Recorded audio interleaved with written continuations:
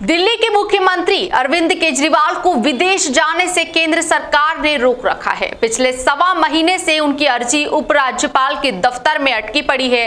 आइए इस मुद्दे पर विदेश मामलों के जानकार डॉक्टर वेद प्रताप वैदिक का क्या मत है, यहाँ जान लेते हैं।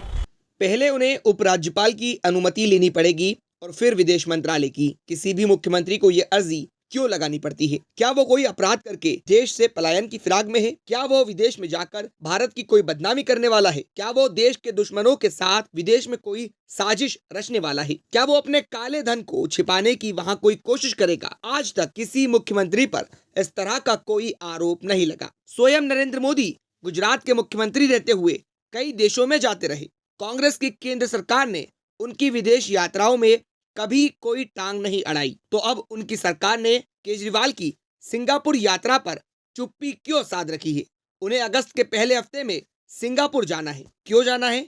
इसलिए नहीं कि उन्हें अपने परिवार को मौज करानी है। वे जा रहे हैं दुनिया में दिल्ली का नाम चमकाने के लिए। वे विश्व शहर सम्मेलन में भारत की राजधानी दिल्ली का प्रतिनिधित्व करेंगे। दिल्ली का नाम होगा तो क्या भारत का यश नहीं बढ़ेगा? 2019 में भी हमारे विदेश मंत्रालय ने केजरीवाल को कोपेनहेगन के विश्व महापौर सम्मेलन में नहीं जाने दिया था, जबकि इसी सम्मेलन में पहले शीला दीक्षित ने शानदार ढंग से भाग लिया था। शीला जी ने दुनिया भर के प्रमुख महापौरों को बताया था कि उन्होंने दिल्ली को कैसे नए रूप में संवार दिया है। उसी काम को अरविंद केजरीवाल और मनीष सिसोदिया ने चार चांद लगा दिए हैं।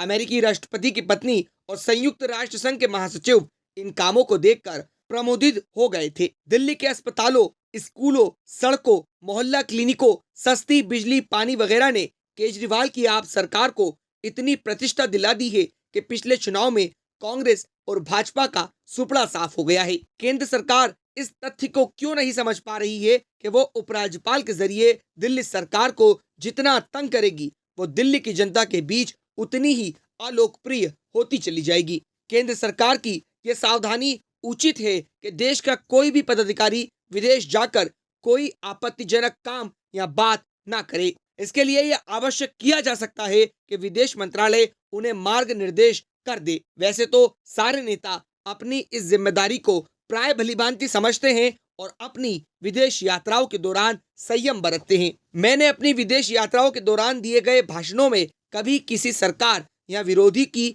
कभी निंदा नहीं की, जबकि भारत में रहते हुए मैंने किसी को भी कभी नहीं बख्शा। मोदी सरकार ये मानकर क्यों चले कि उसका कोई विरोधी नेता विदेश जाएगा तो उसकी बदनामी ही करेगा? यदि वो वैसा करता भी है तो भी सरकार के पास उसकी बदिया बिठाने के कई उपाय हैं। इसके अलावा ये बात मैं निजी अनुभव से जानता हूँ कि विदेशों में हर किसी बड़े नेता के पीछे हमारे गुप्तचर डटाए जाते हैं। मुझे विश्वास है कि केंद्र सरकार और उपराज्यपाल अरविंद केजरीवाल को सिंगापुर यात्रा की अनुमति शीघ्र अतिशीघ्र देंगे।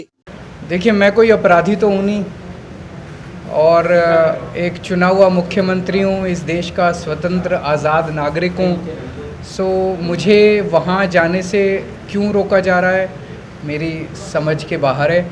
और मैं समझता हूँ कि वहाँ पे दुनिया भर के बहुत बड़े बड़े नेता आ रहे हैं सिंगापुर में, और सिंगापुर की सरकार ने स्पेशली मुझे बुलाया है।